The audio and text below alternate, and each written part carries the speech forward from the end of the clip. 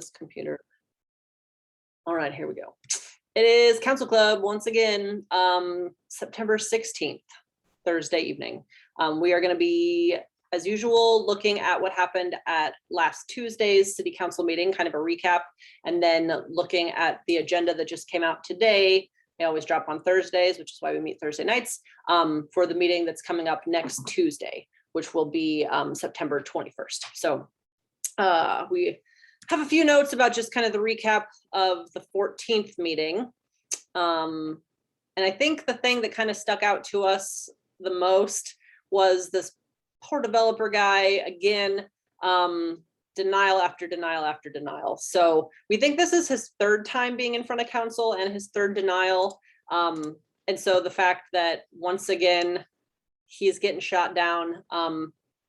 I mean, I gotta say, he doesn't seem super well prepared. He doesn't have necessarily enough drawings to satisfy. Well, but the thing is, the drawings that he brought, they were saying could not be built. So because the style he's trying, so basically it's a rezoning request. And what that means is this developer owns a piece of property in Keystone off of like 73rd and Pinckney. And he is proposing townhomes, not just single family homes, townhomes. So density is good, you know, because we can't just sprawl and build forever.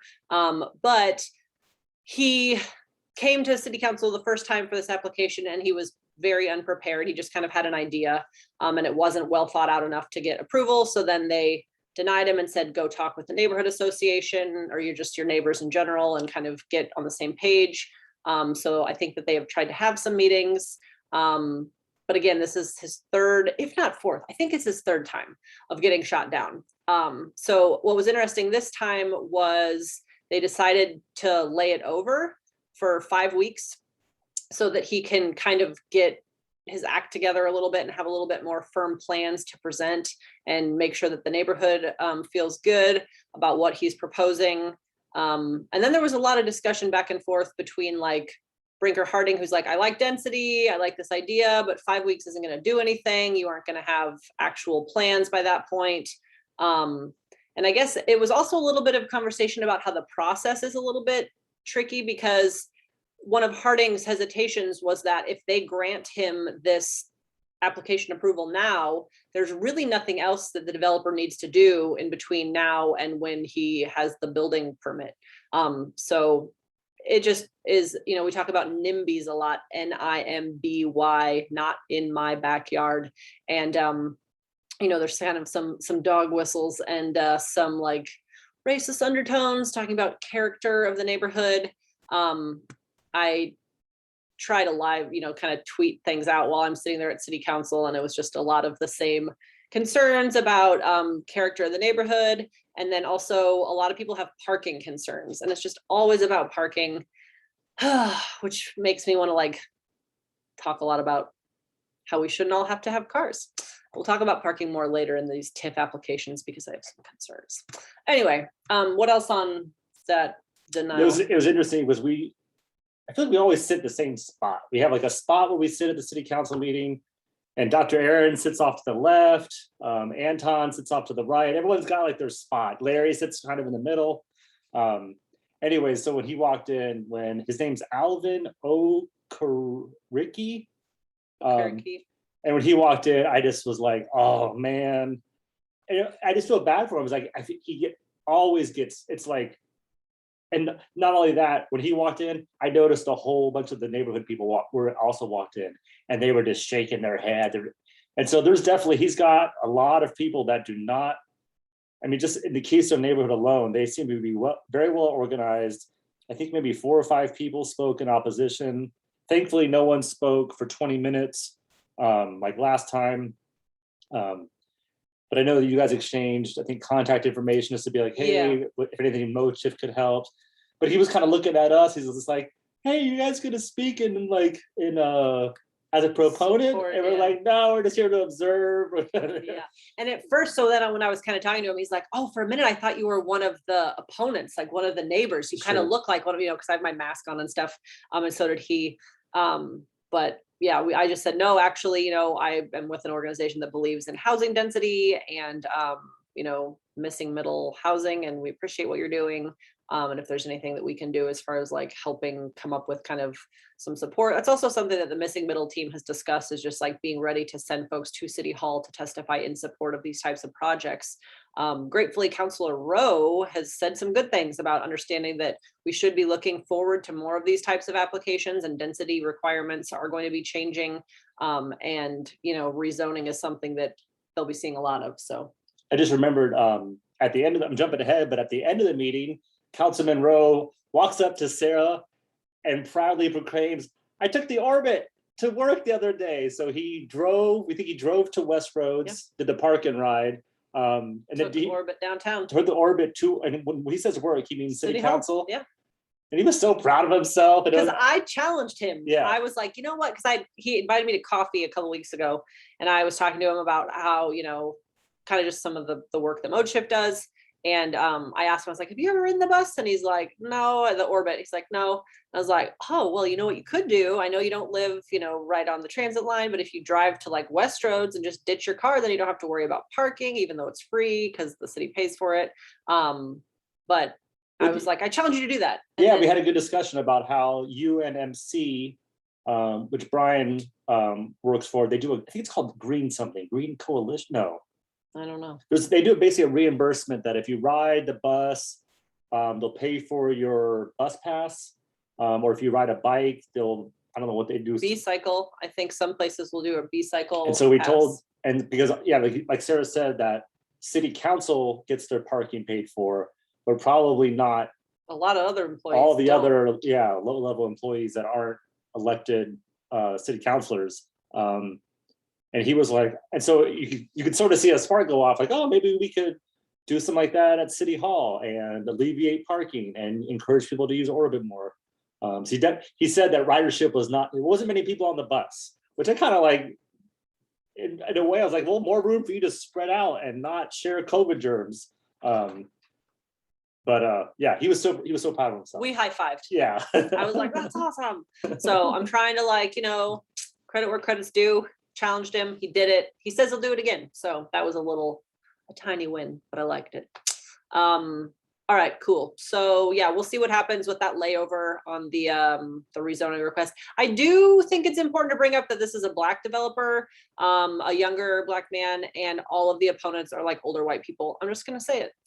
Because I think that one time, maybe a month or so ago, we did see a developer, kind of a middle-aged white guy in Dundee, bring up similar lack of plans, and it got approved. Then there was some back and forth, but it was just like a stark contrast between the way that one developer was treated and the way the other one was. So. And a while ago, there was one of the opponents was Taisha Kosnicki. Mm-hmm. So she was actually one of Sarah's opponents in city council race. Lives in Keystone, is a Black female, but also Republican. So not all, I would say all but one that I can remember have been opponents are the white voters. That's true. I guess I was just thinking specifically about this last one. Oh, and there was a lot of head shaking. Like I was watching the opponents in the back row while the developer was talking with the city council, and the opponents just kept being like, no, they were just real grumpy. So it was entertaining. Always a good time. You should go to city council 2:00 on Tuesdays. All right, moving right along. So we kind of talked about this last week, but there was an agenda item approving $3 million, over $3 million for a new OPD helicopter. And it was kind of interesting, and I still don't know. I mean, as usual, this is a learning group. We all kind of discuss things and learn together. So if anyone ever has information to share, hop in and let me know. But what we were kind of thinking about is so the CIP, which I'm pretty familiar with that document, which is a 6-year funding budget capital improvement program. So it funds capital projects. So what that means is it has to be a 15-year lifespan at least on anything that goes into the CIP. So we were trying to get, like the Harney Street bike lane with actually like concrete median separated, like a nice project. So we know that it has to be 15 years. All right. And Michael brings up a good point. Didn't they just buy one? Yes, they bought 2 helicopters in 2019 after they crashed a couple of them. So these helicopters, I don't know what the actual just like normal lifespan of a police helicopter is, but I feel like it might not be 15 years. They're talking about how the 3rd helicopter, Scott pulled a quote, Palermo said that 3rd helicopter is definitely necessary. Our current helicopter is aging out and it won't be long before it's not in our fleet of helicopters. So it's like you just bought one and it was used, but it wasn't 15 years old. But the whole point is they crash them. They don't last 15 years. They crashed a couple years ago. Now we're spending over $3 million for another one. Last week, we kind of dissected some of the line by line expenses on that document. And it's like $30,000 for a leather seat upgrade in a freaking helicopter. What are the cup holders? And the cup holders, like $735 cup holders. And exactly, it would be funny if it wasn't so upsetting, disgusting. Yeah, 100%. So, but so this is the first meeting that Reese with the Omaha World Herald was not at. But we noticed Roger Hammer with WOWT, the cameraman was there, and he interviewed, they did a short story on it. And in that story, they talk about how the city has to pay $500,000 within 10 days, but then they have the next payments are going to be over the next 15 years. And so it seems like they're trying to trick the CIP by saying, it's going to take us 15 years to pay it off, but will it even... I mean, I guess. And it was a 6-year document. So they're allocating this money for the next 6 years, even though it's the next 15 years, but it won't last 15 years. And not only is it funded through the CIP, it's funded from some other weird bond. It's a weird one. Like, I don't understand it. What's new? I don't understand a lot of it, but like this one just, and not to say it doesn't matter if we understand it or not, because it's already going through, but it's just seems a little bit creative, I guess, with the funding and the way that they're pushing some of this stuff through. So, I mean. And in that story, the WWT Councilmember Johnson was quoted saying, based on my relationship with Chief Schmatter, I think he shoots straight from the hip. And the way he presented his argument to me today, I didn't see any room for error or concern.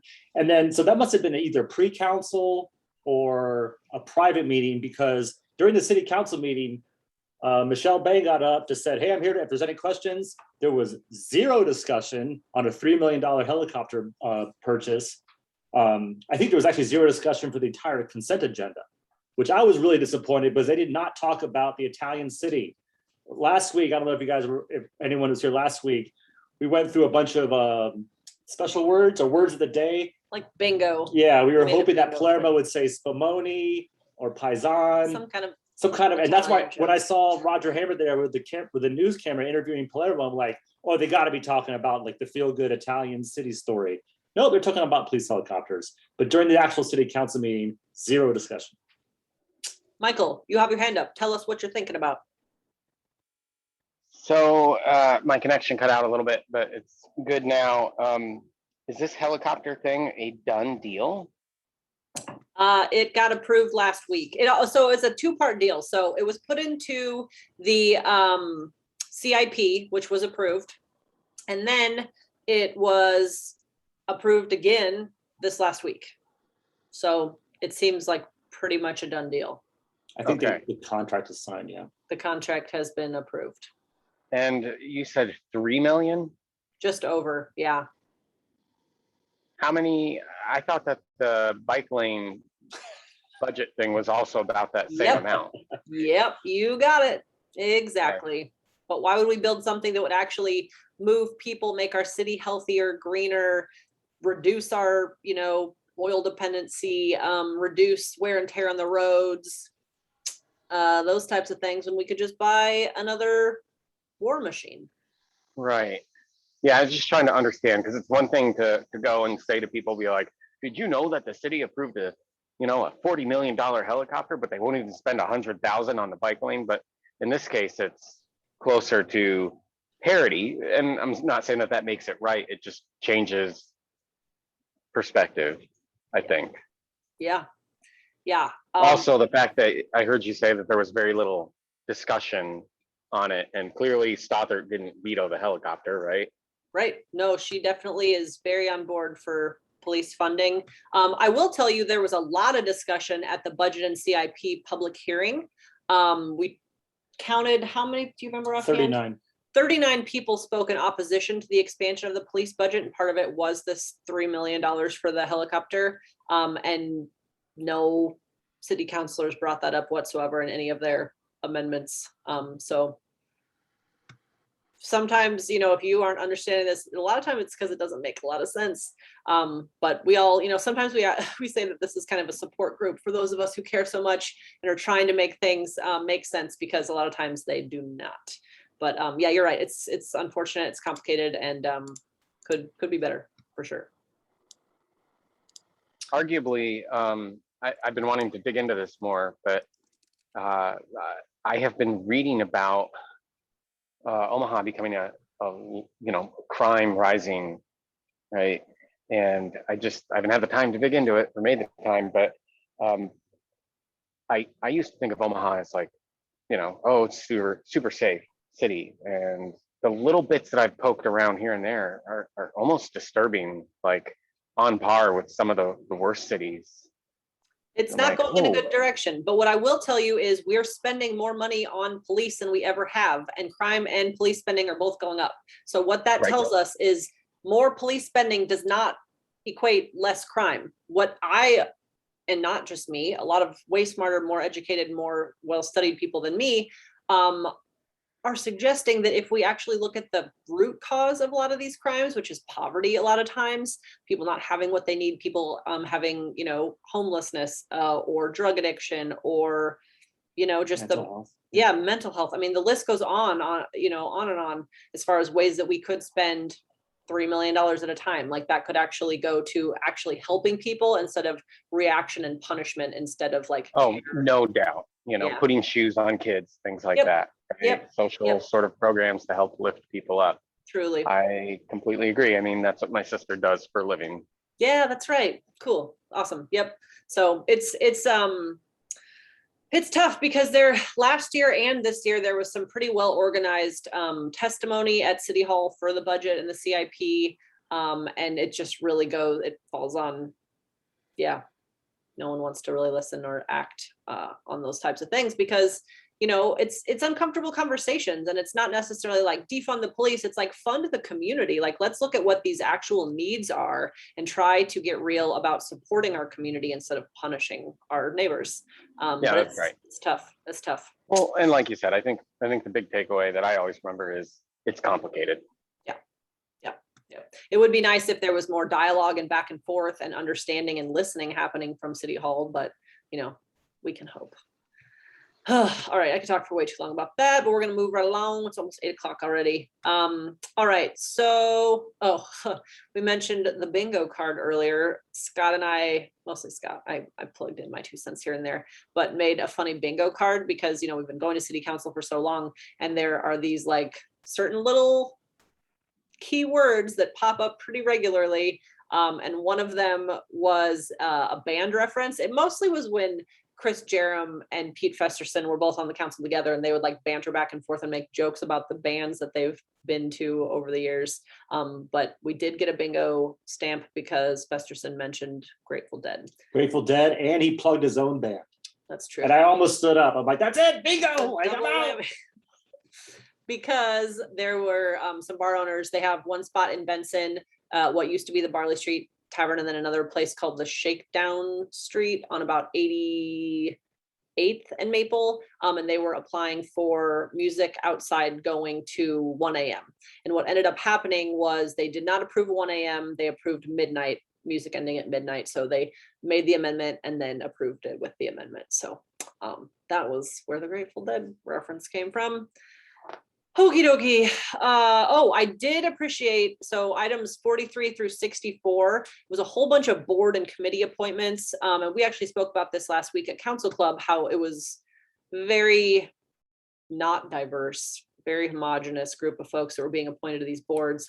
And Councilor Johnson gratefully did say, and Scott pulled a quote, saying, recognize that they're all qualified appointments, but quote, I do remember the number of riots that the city of Omaha faced last year after the death of George Floyd.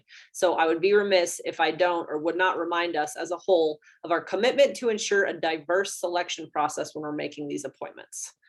So I was like, yeah, that's right, good. But then everyone just voted it all through. So And Festerson basically said the same thing. He agreed with Councilmember Johnson and also added that 21 appointments is unusual. They're usually, and he even also said that he did not have the time to look through all of them, which is kind of like, I think that's your job, is to like, I feel like we almost do as much research into the agenda. It sounds like if it doesn't have his name on it or it's not in his district, he doesn't have the time to look at it. But he agreed that we need to have a stronger commitment to diversifying the city. And then rubber stamped all of and then it was like, yeah, and then you all go through. Yeah. Could have been better. Yep. But speaking of, so former council member Ben Gray, his position on the land bank is still open. So I mean, as far as like, not to say that, oh, it's just, yeah, there's actually quite a few openings. And so coming up this week, September 21st, there are two Dundee BID appointments. One of them, I don't know why. I mean, I do know why, because I go to AB's. So AB's in Dundee. I remember when Abe's used to work there, but they're being reappointed to the Dundee BID. So I'm sure it'll sail right through. And she's a female, I believe. The VP. Yeah, it's Abe's daughter. Oh, nice. Yeah, my brother played t-ball with one of the brothers. Anyway, yeah. So it's on the consent agenda. It'll probably sail right through with zero opposition, whatever proponents. But since we're talking about appointments, I got my wish finally. Number 26 on this upcoming week's agenda is another appointment, another mayor's appointment, and it's an employee for OPPD. And so for those of you that have been following, Danny Begley is an employee at OPPD. And it's going to be really interesting to see if Begley abstains from this vote. And just last week, Councilmember John, there was an agenda item, had something to do with Union Pacific. Union Pacific is always asking for easements and right-of-ways to just part of their normal daily business.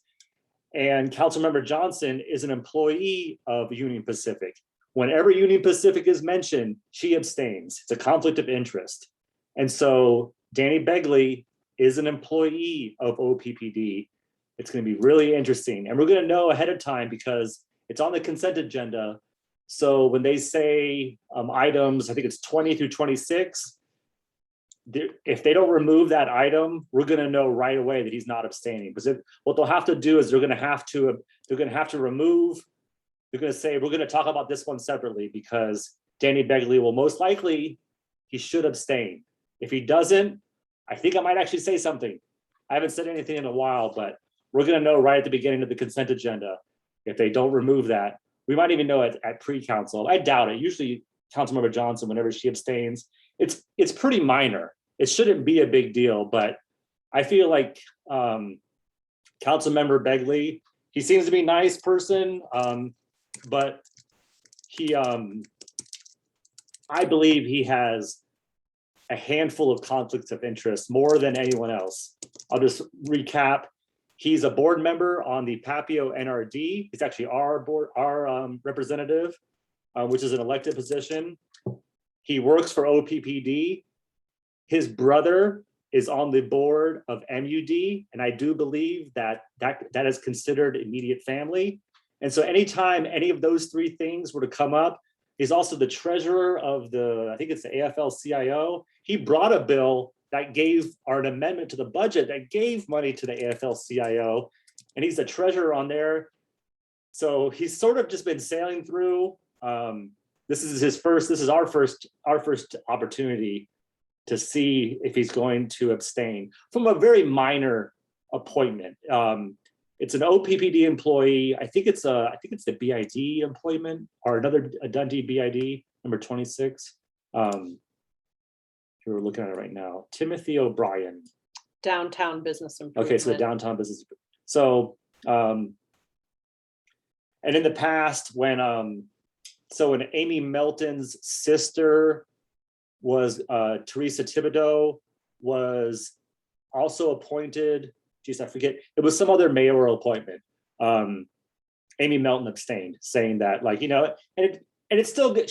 The person's still going to get the vote. It's just, will he do the right thing? So they get real picky on some rules, and then others they don't care about. So I think that's really the point, is just like the consistency in the way that they enforce the rules and the way that they're followed. So yeah. I don't know, Scott gets real amped up about conflict of interest. So we'll see how that goes. But yeah, that's item number 26. We did jump ahead a little bit into our appointments. Yeah, I got excited. Yeah, it was exciting. It's good. It's reasonable. We, once again, casual, we jump all over the place. It's fine. But I did want to bring up Mike Boyle died. Commissioner Mike Boyle passed, and they did mention that at last Tuesday's meeting. And they are going to have like an official proclamation and presentation this coming Tuesday to honor his life and service to the community. So that is what is number 5 on this upcoming agenda. And for those that watch the Douglas County Commissioners Board meeting, which is Tuesday, I think at 9 a.m. Yeah. Man, that was a tearjerker. They played a song. It was right at the beginning of the meeting. You can go back and watch it on YouTube.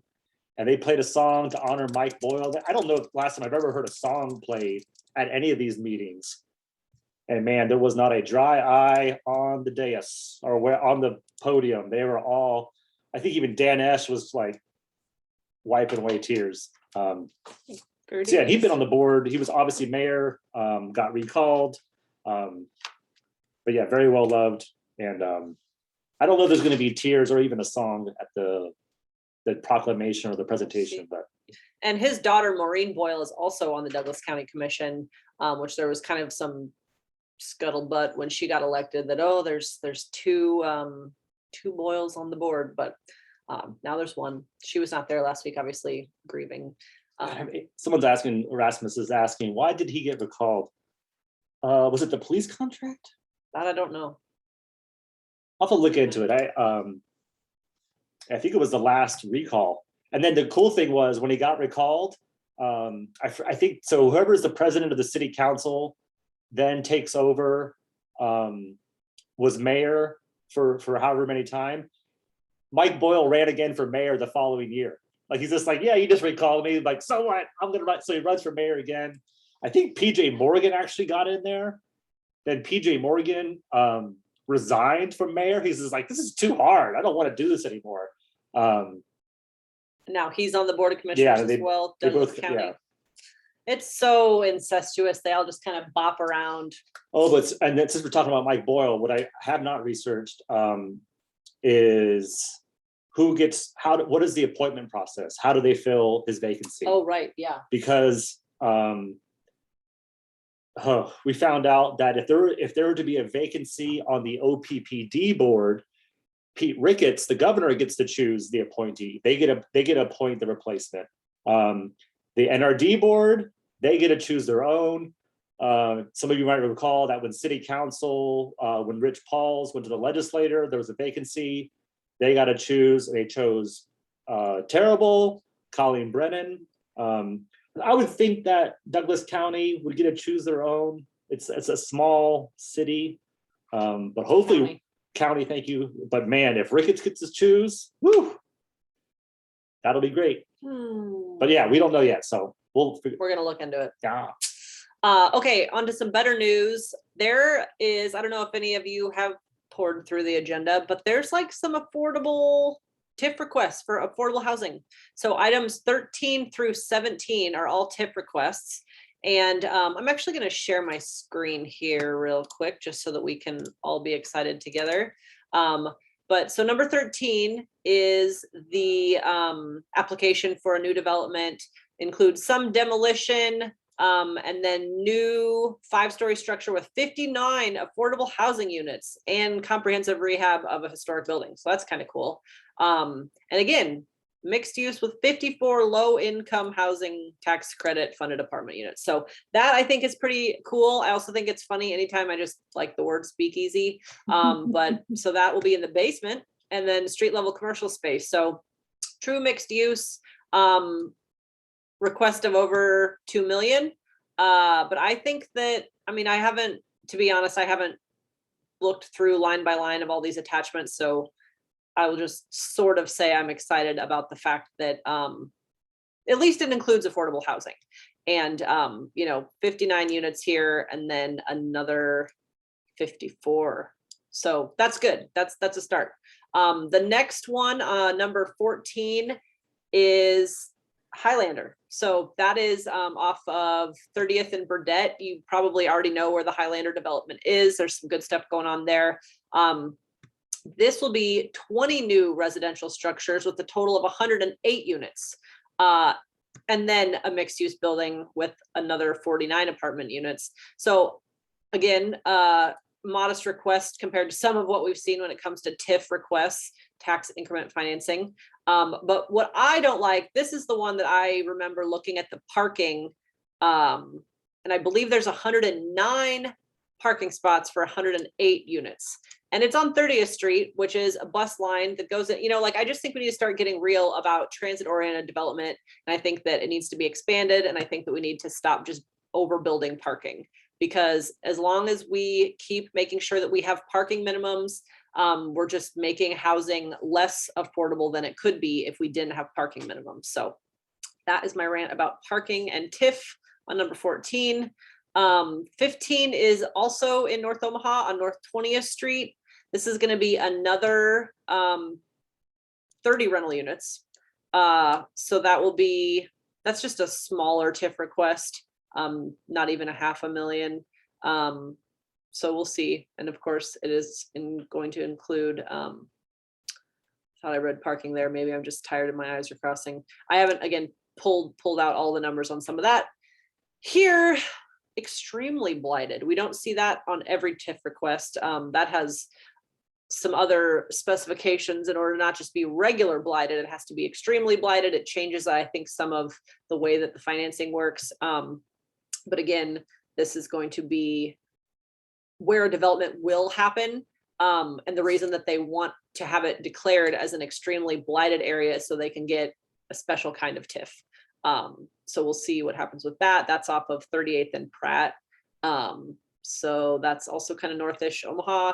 Definitely, yeah, North Omaha. And then the final one here is actually by Forest Lawn between Mary Plaza and Curtis Avenue. It's the Wintergreen site. So there used to be apartments there called the Wintergreen Apartments, and then now they are going to develop it into 87.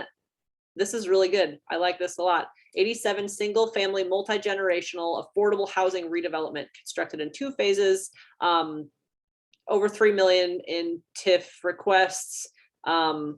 Sidewalks, it's a buzzword, makes me happy. Of course, they have to have sidewalks. But anyway, so I just thought that was kind of exciting, that there's finally affordable housing and not just like a little tiny unit. There's multiple agenda items with the words affordable housing. So I'm going to probably stand up and say, this is great, more please, let's approve it and let's keep going. So that's what I have to say about that. That is exciting. Yeah.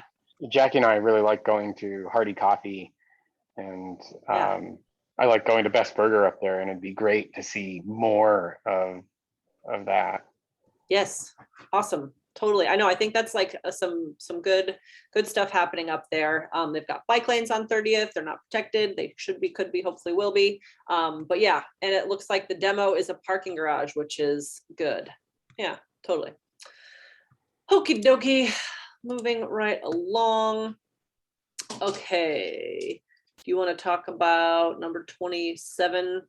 So 13 through 17, that was TIF. We already talked about some of the appointments, which is 25 and 26. Number 27 is basically 27 through, I don't know, notes. 30. 31. So it's the Oh, 40,000. yeah. So go back to the notes. 27 to 31. It's all money for OPD, law enforcement, So yeah, the first one is 409,000 for prevention, education. I try to click on it. Yeah. Sometimes they'll say that and then it's like, also, we would like to buy night vision goggles so that we can, I don't know. I haven't looked Yeah. at it. I'll let you keep going. So no, then item number 29 is 36,000 for snow removal in front of OPD. Number 30. Why does that have to be separate than just like our overall snow maintenance? I don't also feel like I was thinking, like when you have your business, you just shoveled your own thing. Right. And I know cops are busy, but like, can't they just shovel their own thing? I mean, I think that's probably what this is Or get Public Works to do it. That's Like, what this probably is funding to make sure that that gets done. I don't know. I It think they does should seem have it. weird. I think they should make the Tackleberry. I'm pulling up like Police Academy movie, like make one of the interns or like, Find someone there to do it. yeah. Yeah. Like everyone else has to take care of their own sidewalks, but no, they like, I don't know. I'm definitely not arguing on the side of more money for police, but I think that the thing here is they are a city department. And so of course the city is going to pay to clear their sidewalks. Yeah. My point is just, why is it a separate line item? Why isn't it just like piled in with the rest of Yeah. street and sidewalk maintenance? Although what we could maybe do is say, oh, hey, what a great idea that you're going to take care of their sidewalks. Why don't we do that for everyone? Hey, knock it off. Dogs are wrestling in the background and it's loud. yeah. What Um, city recently took over snow removal, the entire city? Or Kansas City, with their street bond, they just passed a big new street bond. And with some of that funding, not only did they, improve streets and pave, repair potholes, they took over responsibility for sidewalk maintenance, including snow removal.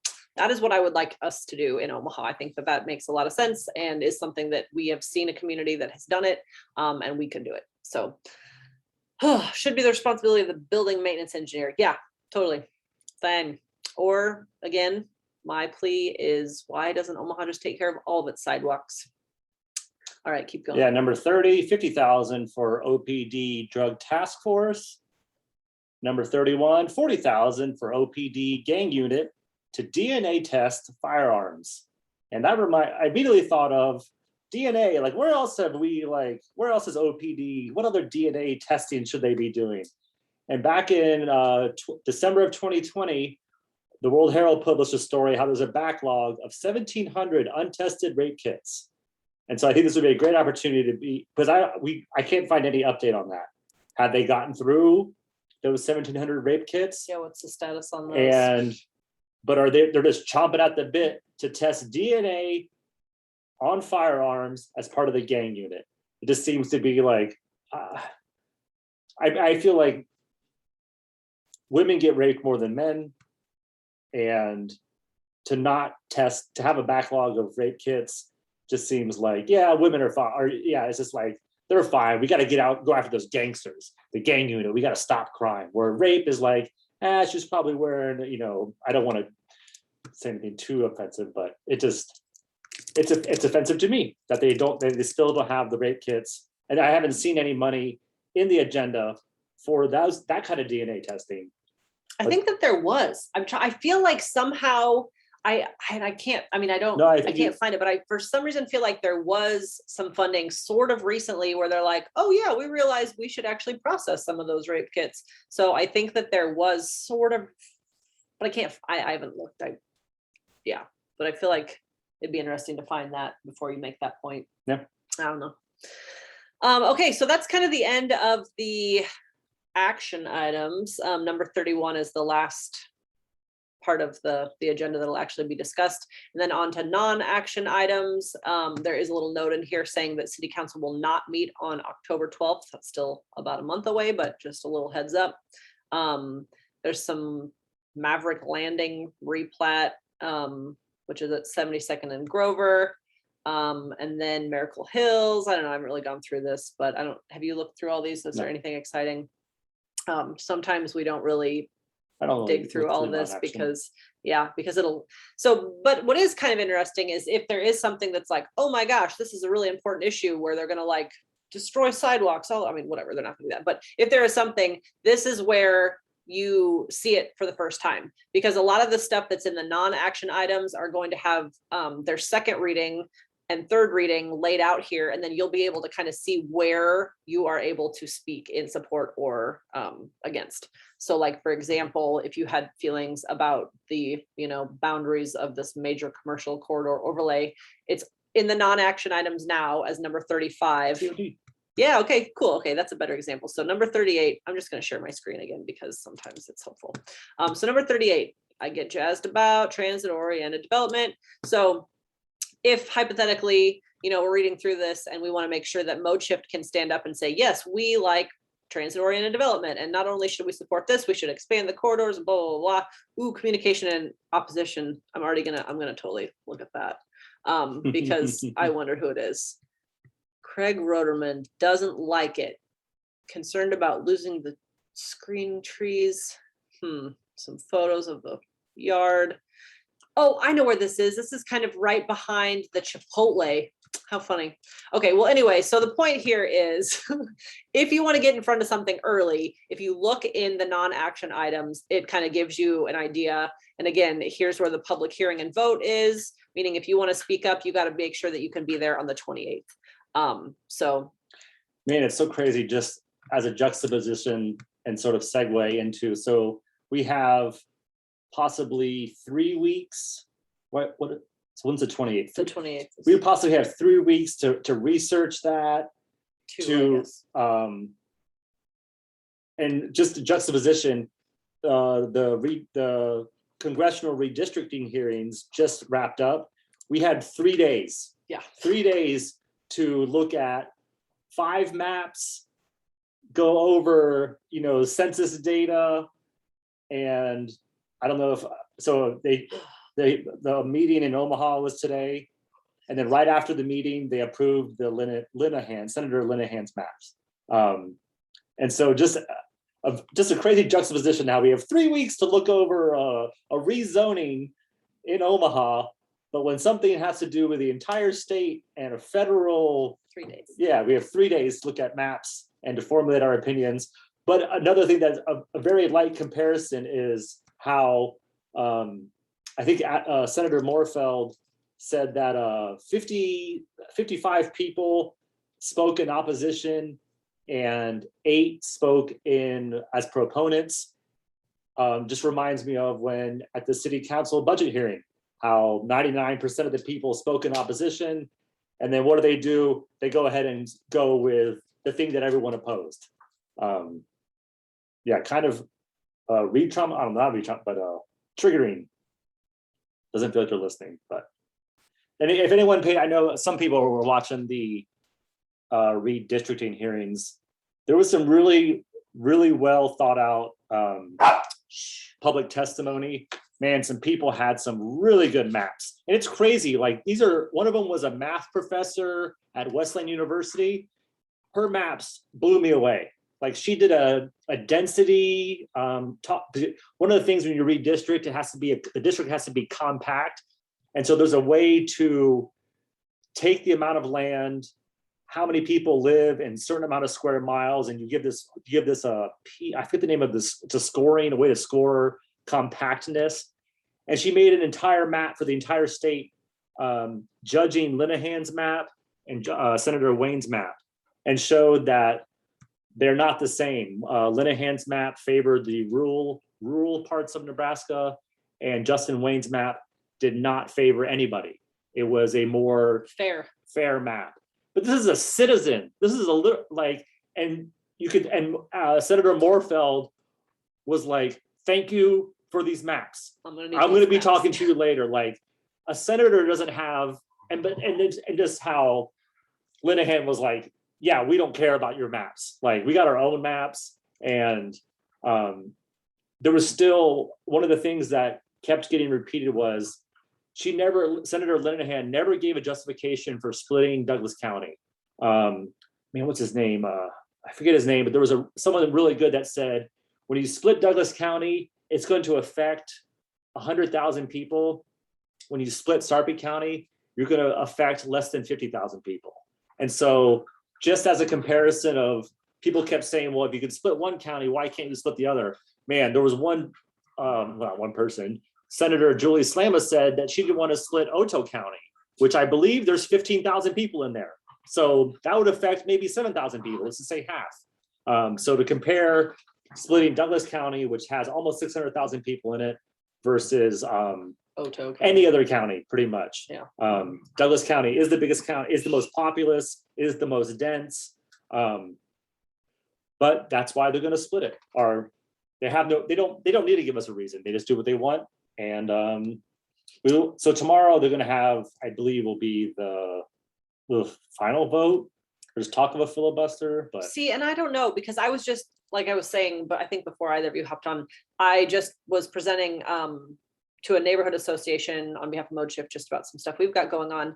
And Jen Bauer, the Exarban Elmwood Park Neighborhood Association leader, said that due to so much public input, they've decided to redraw the maps together. So that's not what I Markel don't was know saying. what is happening. I don't know. Yeah. But I mean, probably the senators know more than Jen Bauer. And I also don't know, like, when, I feel like things were still maybe changing at a point. But you said that they actually voted already. So Yeah. it seems It was 5-4. So four messed up. being Moorfeld, basically Democrats, Republicans. It went down party lines. We know about this. 31 votes, need 33 to pass. Yeah, I think, the break to filibuster. Yeah, I mean, I don't know. Yeah, I don't know. We're gonna find out. Just trying to find out if you could submit your testimony, if you could submit written testimony. We found out that expired on Friday of last week. And watching the redistricting hearing today, Senator Linehan kept saying, like, yeah, it's really bad. This has been really rushed, and just like, but we're still gonna do what we want, and we're still gonna push through these terrible maps. So yeah, it was a shit show. I'm saying it. You can believe it. You said it. We aren't believing. So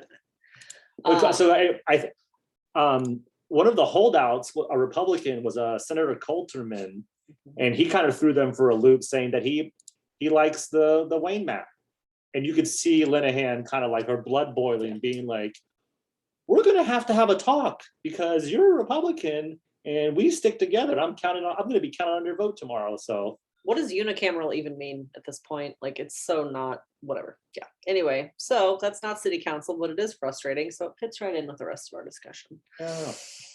All right. Oh, and one more thing. No, when you testify in front of every single person that testified at the legislative hearing today, 0 addresses. Nobody had to dox themselves. People would generally say, like, just to give some kind of flavor to their neighborhood, their community of interest, to say, like, I live in such and such a legislative district or a congressional district, but 0 addresses. I was like, huh, how nice that is. And I feel like, so today is Yom Kippur. It just ended at sundown, which is the holiest Jewish holiday. There were definitely no Jewish people there, or at least none of them that were observant. Yeah. You're not, I think you're literally not allowed to, you're not allowed to drink water. So you're certainly not allowed to work. Testify at yeah. legislative hearing.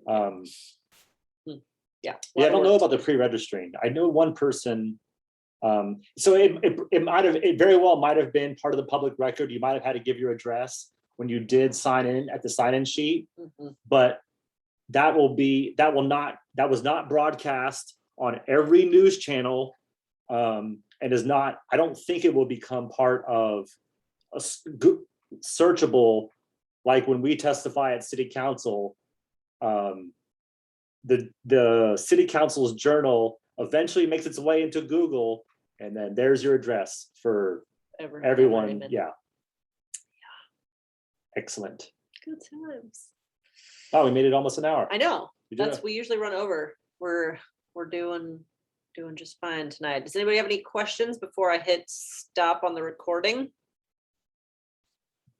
For those of you that watch the recording, you should come, because that's when all the good stuff happens, is after we hit stop. So good night, dear listeners.